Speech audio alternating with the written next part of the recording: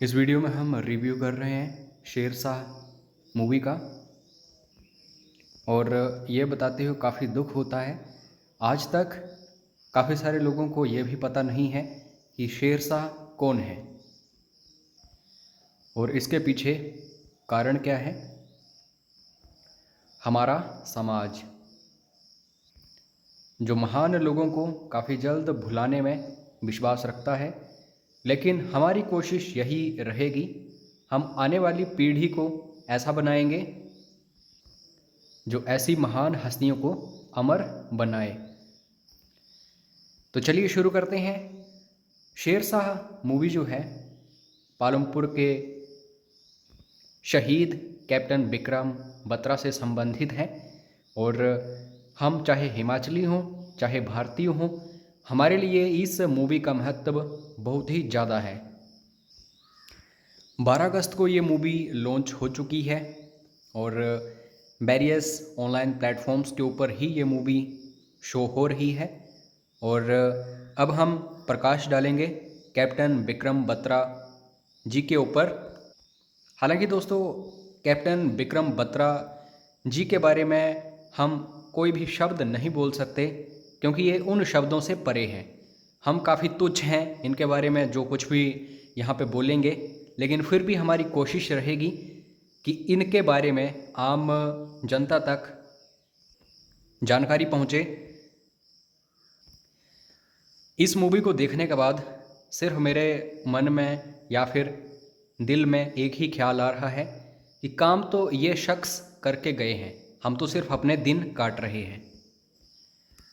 9 सितंबर आने वाला है, बहुत ही गौरवमय दिवस है ये हिमाचल के लिए भी और भारत के लिए भी। 9 सितंबर 1974 को इनका जन्म हुआ था और वीर गति को प्राप्त हुए थे 7 जुलाई 1999। आगे हम सब कुछ देखने वाले हैं इसके बारे में। इंडियन आर्मी इन्होंने ज्वाइन करी थी। परमवीर चक्र, दोस्तों परमवीर चक्र सिर्फ वही व्यक्ति प्राप्त कर सकता है जो सच्ची निष्ठा से भारत माता की रक्षा करता है। और कारगिल युद्ध जो हुआ था उसी दौरान इन्हें कोड नेम दिया गया था शेर शाह, इसका मतलब होता है लायन किंग। तो इसीलिए इस मूवी का नाम शेर शाह है। यह है महान शख्स, आप जानते भी होंगे इनके बारे में। दोस्तों एक बात मेरी ध्यान से सुनना, अगर कोई कॉलेज बन रहा है, कोई गवर्नमेंटल इंस्टीट्यूशन बन रहा है, तो ज़्यादातर नाम होते हैं नेताओं के या फिर जो पूरे विश्व में प्रसिद्ध होते हैं। लेकिन पालमपुर का डिग्री कॉलेज जो है इन्हीं के नाम पर है। तो आप इससे एक आइडिया सा लगा सकते हैं कि कितने महान इंसान रहे हैं ये। इनकी जो यूनिट थी 13 जैक राइफल, तो इसको भी ध्यान से देखना। और शुरुआत कहाँ से हुई थी? शुरुआत हुई थी 5140 बैटल से, इन्होंने फतेह हासिल करी थी।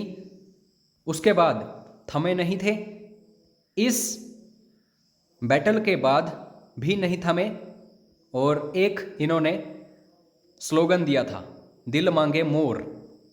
तो ये दिल मांगे मोर का मतलब था कि हम सिर्फ इतने में ही नहीं थमेंगे, हम भारत माता की रक्षा करने में और भी आगे बढ़ेंगे। अंतिम जो सांसें इन्होंने ली थी बैटल ऑफ 4875 में ली थी। हालांकि इनकी जो कंपनी थी उसने यहाँ भी तिरंगा लहराया था, लेकिन कैप्टन साहब हमें छोड़कर गए थे इसी बैटल के दौरान। माता पिता अध्यापक थे, लेकिन आप इनके हृदय में देख सकते हैं देशभक्ति कूट कूट कर भरी हुई थी। इनकी पढ़ाई कहाँ हुई कहाँ नहीं हुई, आप सब कुछ यहाँ पे ध्यान से देखिए। बीएससी रहे हैं मेडिकल साइंसेज में, एनसीसी भी ज्वाइन किया था, एमए इंग्लिश पंजाब यूनिवर्सिटी से चंडीगढ़। इसी दौरान इन्हें इनका प्यार मिला था डिम्पल जी, आगे हम उनके बारे में भी देखेंगे। इन्होंने CDS क्रैक किया था, सर्विसेज सिलेक्शन बोर्ड, SSB के थ्रू। अब चलते हैं इस मूवी की तरफ। तो शुरुआत पालमपुर से ही हुई है।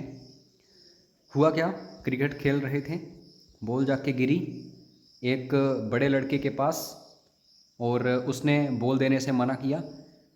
इनकी उम्र उस समय 10 साल रही होगी और उस लड़के की उम्र कम से कम 20 साल थी, लेकिन भिड़ गए उस 10 साल बड़े लड़के से और उससे बॉल भी छीन के लाए थे। बहादुरी तभी से देखी गई इनमें। जब घर वापस आए तो घर वालों ने इन्हें डांटा, फटकारा और इनके पिता ने इन्हें ये बात बोली कि गुंडा बनेगा ज़िंदगी में, क्या तुम्हें और कोई काम नहीं है? तो इन्होंने सिर्फ एक आंसर दिया था कि मुझे पता है लाइफ में क्या करना है। तब इनका इशारा था फौजी बनने का। दोस्तों, कोई भी फंक्शन होता था गांव में, रिश्तेदारी में, स्कूल में, तो ये इस वर्दी को पहन के जाते थे, इंडियन आर्मी की ड्रेस को पहनकर जाते थे। तो ये भी एक आइडिया लगाया जा सकता है कि इनके अंदर फौजी बनने का कितना रुतबा था। बेसिकली ये जो महत्वपूर्ण तथ्य हैं, ये विशाल बत्रा जी, जो जुड़वा भाई थे कैप्टन विक्रम बत्रा के, इन्होंने पेश किया है यहाँ पे इस मूवी में। फाइनली SSB के थ्रू सिलेक्शन लेने के बाद, CDS क्रैक करने के बाद, ये दोस्तों ज्वाइनिंग करने जम्मू जाते हैं। 1998 सोपोर, जम्मू कश्मीर इनकी ज्वाइनिंग होती है और ये इंडियन आर्मी को वहाँ ज्वाइन करते हैं।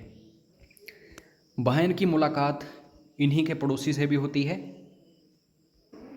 संजीव जाम्बाल जो हैं, इन्हीं के घरों के 20 किलोमीटर के आसपास के थे और इन्हीं के साथ वो काम करते हैं। वो भी लेफ्टिनेंट थे और याद रहे विक्रम बत्रा साहब जो हैं, ये भी लेफ्टिनेंट बन के इंडियन आर्मी में गए थे। दोस्तों, चेक पोस्ट में क्या होता है कि जो मिलिटेंट्स हैं वो गाड़ियों के बीच में अपनी गाड़ी खड़ी करते हैं और इंतज़ार करते हैं कि जैसे ही उन्हें कोई मौका मिलता है वो भागेंगे। लेकिन बत्रा साहब उनको देख लेते हैं और आज तक उस बटालियन में उस समय पहली बार हुआ था कि कोई एक फौजी अकेले दम पर, बिल्कुल अकेला सड़क में खड़ा होकर उनके पीछे दौड़ रहा था बिना गोलियों की परवाह किए और उस गाड़ी को पकड़ा। उसमें से जो आतंकवादी थे उनका जो सरदार था उसे भी पकड़ा। तो ये देखकर इनकी बटालियन दंग रह गई। तो यहीं से शुरुआत हुई थी इनकी जो महानता है।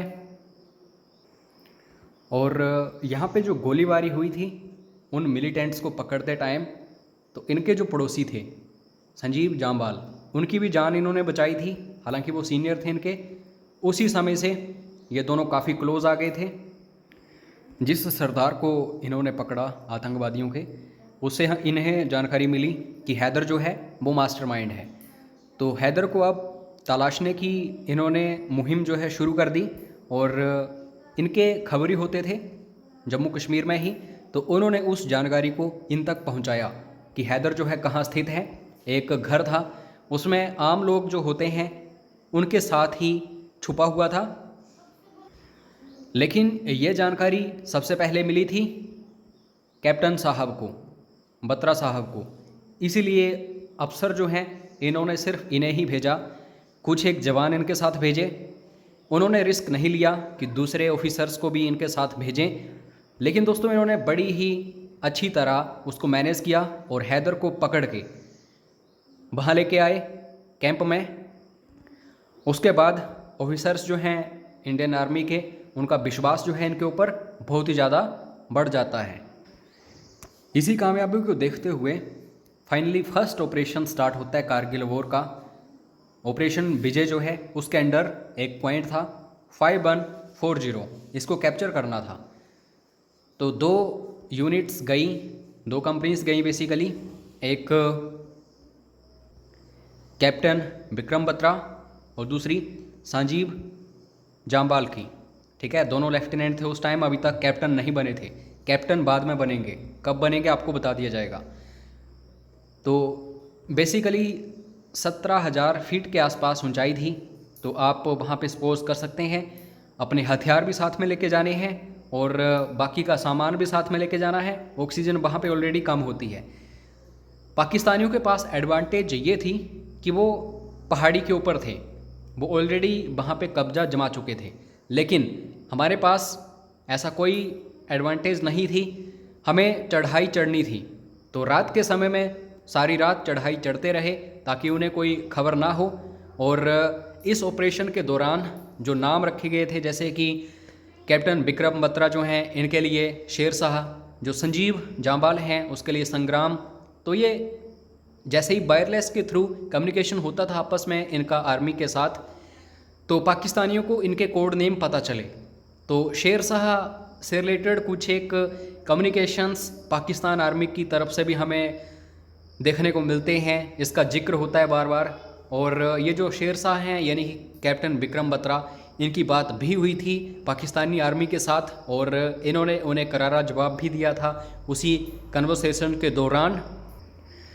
मुश्किल तो इन्हें काफ़ी आई, लेकिन इन्होंने अच्छी तरह से टीम कॉम्बिनेशन से ये जो पॉइंट है 5140 इसको अपने कब्जे में ले लिया। तो जैसे ही ये वापस आए तो इनकी अब प्रमोशन हो गई, लेफ्टिनेंट से ये कैप्टन बन गए। और इन्होंने काफ़ी इंटरव्यूज़ वगैरह भी दिए जो रिपोर्टर्स थे। तो इंटरनेट के ऊपर आपको मिल जाएंगे, यूट्यूब के ऊपर इनके इंटरव्यूज़ भी मिल जाएंगे जो रियल कैप्टन विक्रम बत्रा हैं। उसके बाद इनके ऑफिसर्स ने ये फैसला लिया कि अब इन्हें घर भेज दिया जाएगा, इनको रेस्ट करवाई जाएगी। लेकिन पहले ही एक स्लोगन दे चुके थे कैप्टन विक्रम बत्रा, दिल मांगे मोर। इसका मतलब ये था कि हम थमेंगे नहीं, आगे फिर से बढ़ेंगे। तो 5140 के बाद दोबारा फिर से इन्होंने 4875 जो है उस मिशन को चुन लिया। ये इनका अंतिम मिशन था, लेकिन अब दोस्तों इस मिशन के बाद ये अमर होने वाले थे। तो बड़ी मुश्किल से इन्होंने चढ़ाई करी फिर से और ऊपर चढ़े उस हाइट में। और वहाँ ऑलरेडी बंकर्स थे पाकिस्तानियों के, इन्होंने काफ़ी तबाह किया उन्हें। लेकिन एक अंतिम बंकर रह गया जो इन्होंने देखा नहीं था गलती से। और वहाँ जो सैनिक थे, जो सोल्जर्स थे पाकिस्तानी, उन्होंने इन पर हमला बोला। लेकिन दोस्तों 5 या 7 गोलियां खाने के बाद भी ये भारत माता की जय करने में जुटे रहे और अंतिम रूप से इन्होंने और इनकी टीम ने उस बंकर को भी तबाह कर दिया। इस तरह से 4875 यहाँ पे पूरा का पूरा कब्जा हो गया भारत का। और इन्हें बेसिकली पालमपुर लाया गया। जैसे कि एक सोल्जर की, एक शहीद की अंतिम यात्रा होती है, वैसे ही सेम इनकी भी हुई। और आपको दोस्तों ये भी जान के खुशी होगी कि जो विक्रम बत्रा जी की गर्लफ्रेंड थी, उन्होंने सारी ज़िंदगी शादी नहीं की। हालांकि कुछ लोग कहते हैं कि इन्होंने शादी की थी गुरुद्वारा में, या फिर इन्होंने मांग भरी थी अपनी गर्लफ्रेंड की। लेकिन ये कुछ अफवाहें भी हो सकती हैं, रियलिटी भी हो सकती है, इसके बारे में हम कुछ नहीं बोल सकते। लेकिन आज भी इनका जो नाम डिम्पल है, ये अविवाहित हैं। इन्होंने अभी तक विवाह नहीं किया है, आजीवन अविवाहिता रहने का इन्होंने फैसला लिया है। और जब इनकी अंतिम यात्रा निकल रही थी तो ये भी पालमपुर पहुंची थी। तो उस टाइम से ही ये तय हुआ था कि इनकी गर्लफ्रेंड कौन है एंड सो ऑन। तो कुल मिला के ये मूवी जो है ये दोस्तों काफ़ी उम्दा रही है। आप सभी हिमाचली जो हैं ये वादा करिए कि इस मूवी को बाकी लोगों के पास भी पहुंचाएंगे, ठीक है? क्योंकि ऐसी कुछ एक मूवीज़ जो होती हैं हमारी आंखें खोलती हैं, हम किस दुनिया में जी रहे हैं उस दुनिया से बाहर निकालती हैं ये मूवीज़। तो कुल मिला के आपकी आंखें भी नम होंगी और आपको गर्व भी महसूस होगा कि हिमाचल प्रदेश का सपूत जो है उसने पूरे भारत वर्ष में हमारा नाम रोशन किया है। तो अब मैं विदा लेना चाहूँगा आप सभी से और आशा करता हूँ आप सभी कमेंट बॉक्स में भारत माता की जय, जय हिंद ज़रूर लिखेंगे। जय हिंद, जय हिमाचल।